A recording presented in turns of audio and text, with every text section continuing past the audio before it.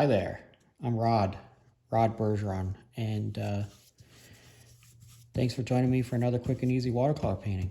I really appreciate you stopping by and checking it out. So I'm wetting the top 2/3 of this page, big 3/4 inch flat watercolor brush, and I'm going to pick up some Payne's gray.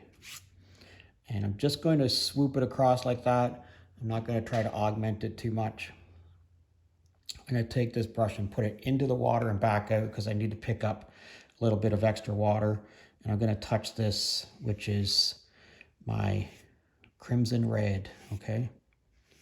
And we just need a little bit of crimson red across the horizon like that. Not any more than that. I'm going to rinse that brush back out. And I'm going to pick up a little bit more Payne's gray, all right? So across where that horizon line is and that crimson, I'm going to touch this Payne's gray and make it a little bit more intense than that. I'm going to touch this Payne's gray onto that horizon line, and we're just going to let that bleed to wherever it is it wants to bleed to, okay? And we're not going to try to augment it. We're just going to tap it on there and let it do its own thing, all right? And so its own thing should be that it's bleeding from an area of high concentration to an area of low concentration. And that's what we're going for. You see how it's starting to come out of there and up into the sky. That's what we're going for. Okay, so we're going to take this brush and put it into our Payne's gray, and we're going to put a nice light line across there, Payne's gray, all right? And again, we're just going to let that bleed off to wherever it is it's going to go to. I'm going to rinse this brush out, and I'm going to pick up some sienna, fairly intense sienna, and I'm going to touch this sienna. Need a little bit more intense than that. I'm going to touch this sienna across this horizon line, wherever it is that you think you want your sienna trees to be. Okay, so we're kind of going for a early spring kind of a look here. Nothing's really growing yet, and we have this sort of very early evening pinkiness to the sky, which we get quite often here, okay? I just swooped that sienna, so this is burnt sienna, across there again, and we're just letting it bleed to wherever it is it's going to go to. I'm going to pick up a little bit more, slightly more saturated sienna from my palette. And again, I'm just going to tap that in a few places, and I'm going to do the same across here. Okay, we're letting that bleed off to wherever it is it wants to go to. We're trying to not augment it too much at all.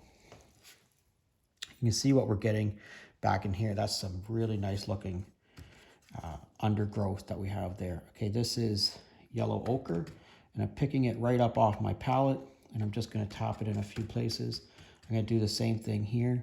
Yellow ochre, a couple of places with some yellow ochre, and we're going to let that just bleed off to wherever it is it wants to go to. Now, I rinsed this brush out pretty well. This is, again, still with my 3/4 inch flat, and I'm going to pick up some, this is a very thin, super thin sort of Payne's gray wash, and I'm going to put this flat onto the page, and so I'm going to try to just go from one side to the other, sort of jagged, like that. Now I'm going to pick up the Payne's gray slightly more intense, and that's what I'm going to do. Just swoop it across like that. I'm going to put a little bit more intense Payne's gray just in a few places like that. And you can see what this pink has started to bleed up into that sky.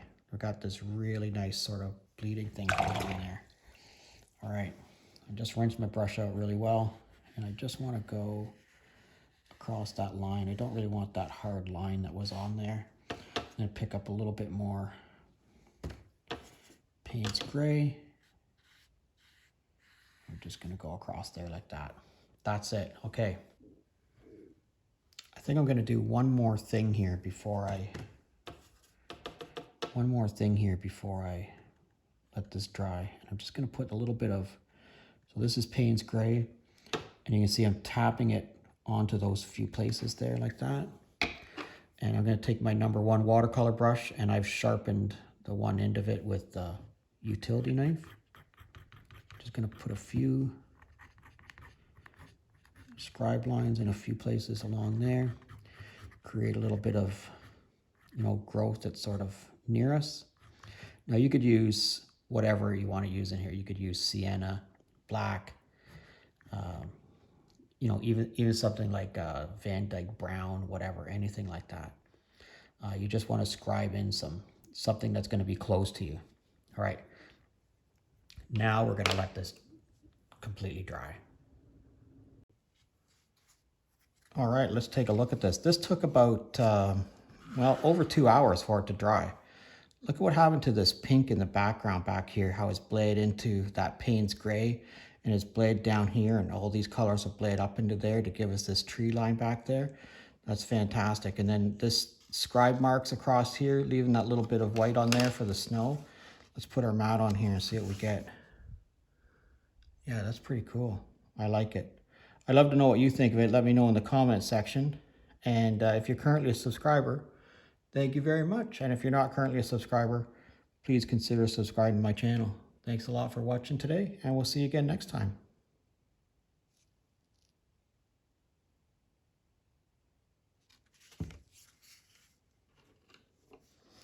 Yeah, look at that little bit of negative space across there, what that's done for us. Yeah, these trees here, that's pretty cool.